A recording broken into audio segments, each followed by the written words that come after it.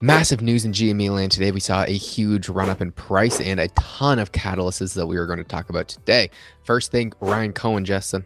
Absolutely. He picked up 100,000 shares. Came out after hours that he made the purchase. Point is that when you have an insider like Cohen who's buying shares, those shares are going to be real shares. There's not going to be any shenanigans going on in there. The takeaway is that if you already have a shortage of shares, this just further exasperates the shortage, of which we will talk about in just a second. Yeah, something that I think is very massive that's happened is the max borrow rate on Ortex was up to 47% today. That is just a humongous increase. This is not the average. The average was around 12, 13%. Questrade was 13%.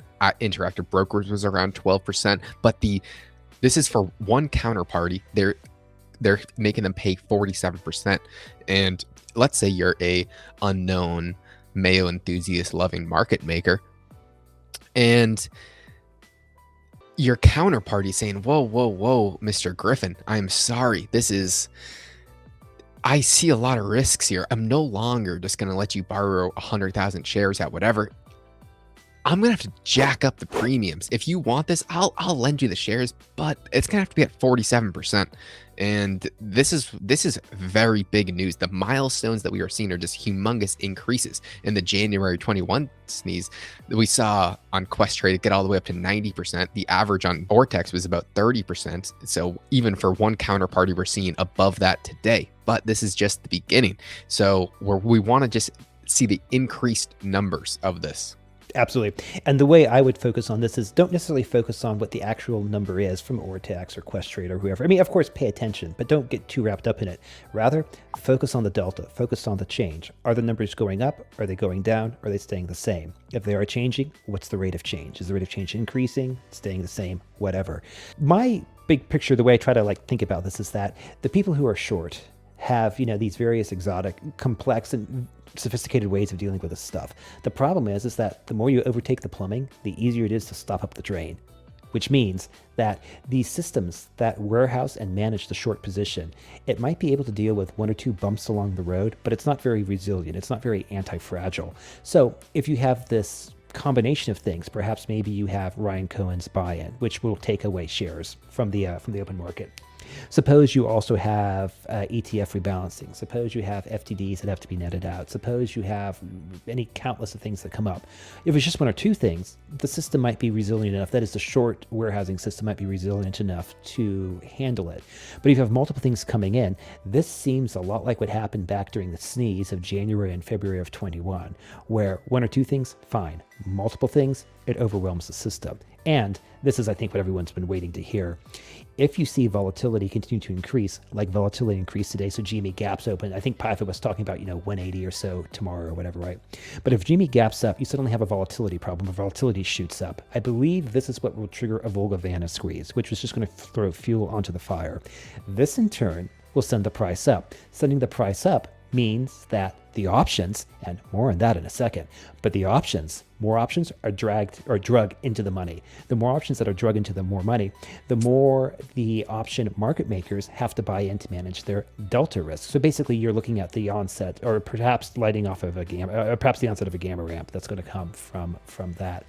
And all at the same time, if you have a bunch of degenerates who like to play options irresponsibly, I'm not going to name any names, like that Joker. Anyways, I always accuse the enemy of what you're guilty of yourself. Anyways, the point is that if you have option degenerates that are starting to FOMO in, that's just going to add fuel to the fire. Plus, one other thing, Josh, and this has been my last point on this topic, look around at the media today. So today is Wednesday, March 22nd. And look at how many stories there are about GME being up 20, 30, 40%. And then take in the deafening silence. There's nothing out there. My dog, I have a pretty big fence where my dogs roam around. There's a few holes that I repetitively patch up, but today my dog escaped and there was dead silence for about 20-30 minutes. I was extremely confused. Inevitably went outside to not see my dog in the backyard. So I go outside, and of course no dog in the backyard. I inevitably found her, but it is the silence that is deadly. parents who are watching this, it's kind of like if you have like a young child or a toddler and suddenly you don't hear anything. You don't hear any screams, you don't hear any cries, you don't hear any giggles, you just hear nothing, that sends off alarm bells in parent mode anyways. So I find that to be a very interesting dynamic. But anyways, Josh, options, big news there. Yeah, weeklies.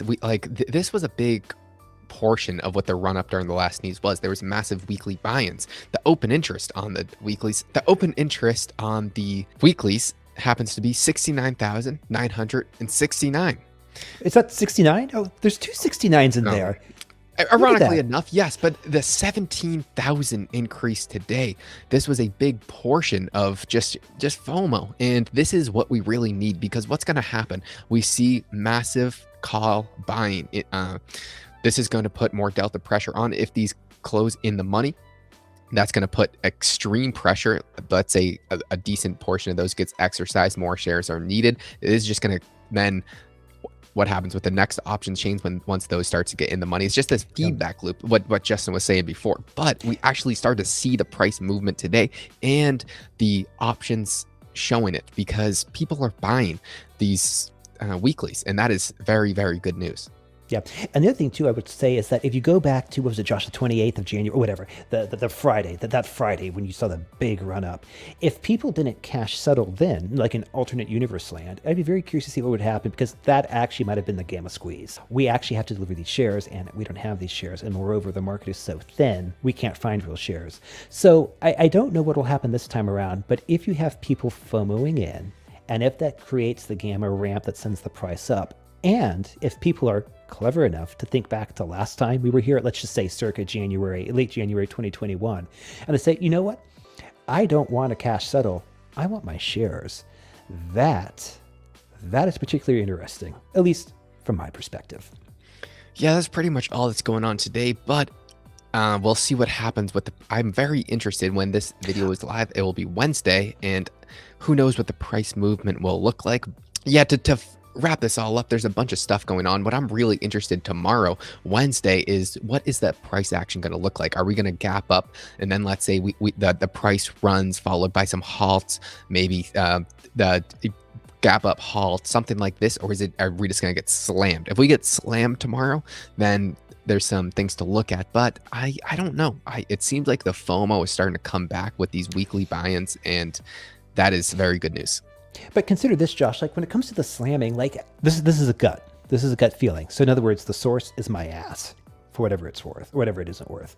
But think about it like this, like it comes down to the question of how many bullets do they have, how many bullets do the short guys have left to suppress the price?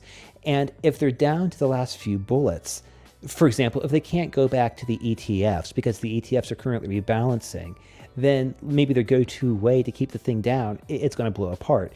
If they could go to, let's say, maybe talk to other market makers, say, hey, bro, spot me. The other market makers would say, like, we're willing to do it, but we don't want to be stuck holding the bag. So you're going to have to, you're going to have to put up some collateral. So you've got that thing going on too. But in any event, like, I cautiously optimistic that the tricks, or the usual tricks, are either offline or greatly blunted in terms of their effectiveness, which means that the ability to control price is also greatly reduced. And if you see a FOMO action, from people FOMOing in, if you see the option market makers having to buy in to manage their delta, if you see the if you see the ETFs having to do what they need to do in order to make sure they're rebalanced, plus whatever other cross current we're missing and just don't understand. This is, this web of complexity that otherwise just ravishes, the otherwise sophisticated system that the short guys have to, manage the price. In other words, fancy way of saying bullish, I like to think. All right, guys, thank you very much for watching. If you enjoyed the video, thank you.